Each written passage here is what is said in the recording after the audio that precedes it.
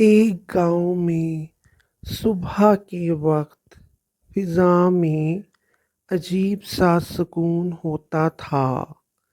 ہر گھر کی چھت سے دھواں اٹھتا تھا۔ مائیں اپنے بچوں کو اسکول بھیجنے کی تیاری میں مصروف ہوتی تھیں اور بزرگ اپنے گھروں سے باہر آ کر چارپائی بچھا لیتے تھے اور آپس میں ایک دوسرے سے باتیں کرتے۔ اس ہی گاؤں میں 3 بدصورت لڑکیاں رہتی تھیں، خالدہ، جمیلہ اور پروین۔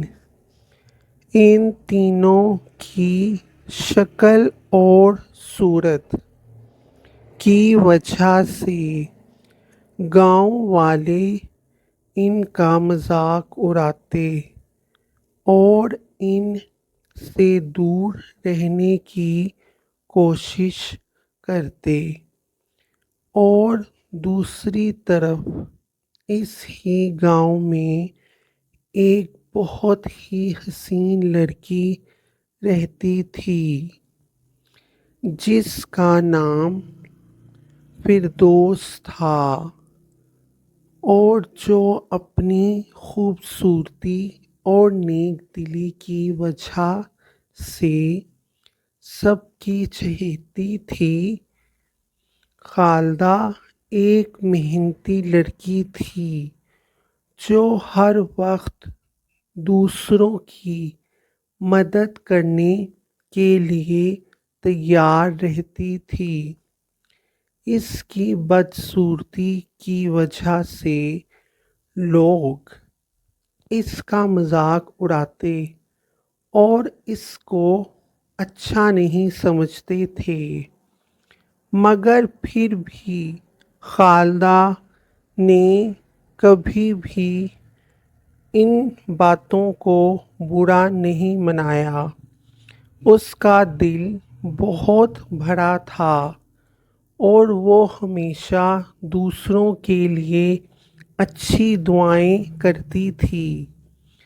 جمیلہ ایک تعلیم یافتہ لڑکی تھی جو گاؤں کے بچوں کو پڑھاتی تھی۔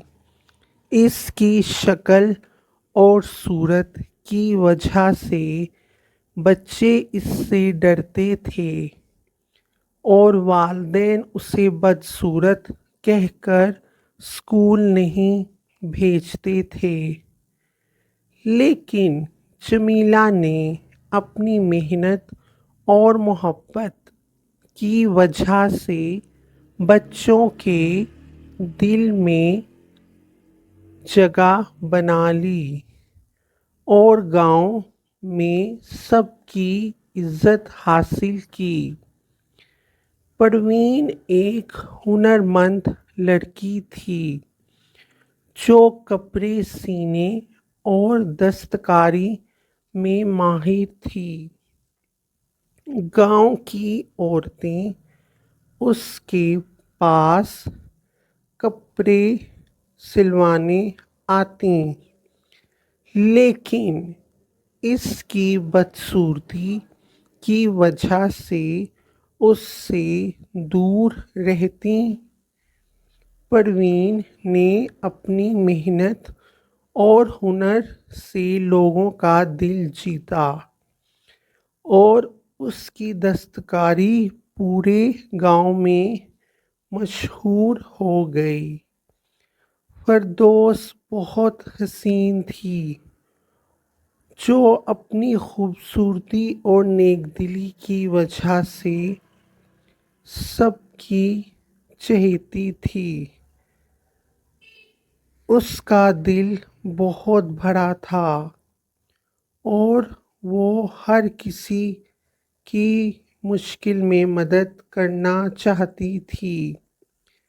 ایک دن فردوس نے دیکھا کہ گاؤں والے جمیلہ پروین اور خالدہ کا مذاق اڑا رہے ہیں اور ان سے ان کی بدصورتی کی وجہ سے دور جانے کی کوشش کرتے ہیں۔ تو فردوس نے فیصلہ کیا کہ وہ گاؤں والوں کی سوچ بدلنے کے لیے کچھ کرے گی۔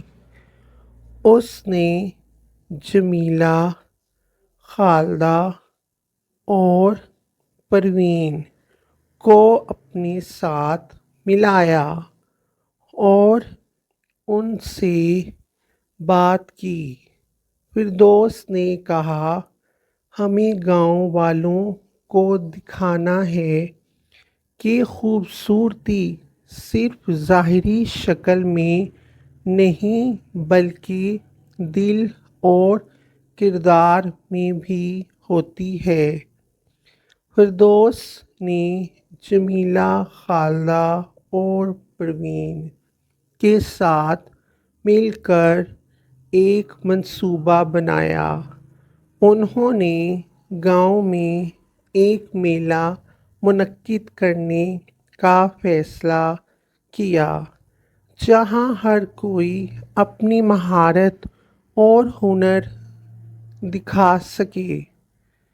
خالدہ نے میلے میں کھانے پینے کا انتظام سنبھالا اور جمیلہ نے بچوں کے لیے کہانیاں اور نظمیں تیار کیں اور پروین نے اپنی دستکاری کے نمونے پیش کیے۔ میلے کا دن آیا اور گاؤں والے بڑی تعداد میں شریک ہوئے۔ خالدہ کے پکوانوں نے سب کے دل جیت لیے اور جمیلہ کی کہانیوں نے بچوں کو خوش کر دیا اور پروین کی دستکاری نے سب کو حیران کر دیا۔ گاؤں والوں نے محسوس کیا کہ ان تینوں